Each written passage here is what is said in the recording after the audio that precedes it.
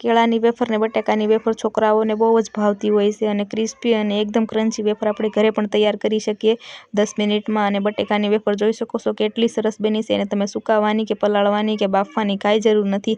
એના માટે આપણે બટેકું અને કેળા લીધા છે। કેળા કાચા લેવાના છે અને આ રીતના એને છાલ કાઢી નાખવાની છે। બટેકાની છાલ કાઢી નાખવાની છે અને તેલ ગરમ થવા રાખી દીધું છે મેં। અને આ રીતના બટેકા અને કેળાને છાલ કાઢી નાખવાની છે અને કેળાને ખાસ જેવી છાલ કાઢી હોય એવું તરત જ કેળાને વેફર પાડીને તળી લેવાનું, કારણ કે કેળા કાળા પડી જતા હોય છે।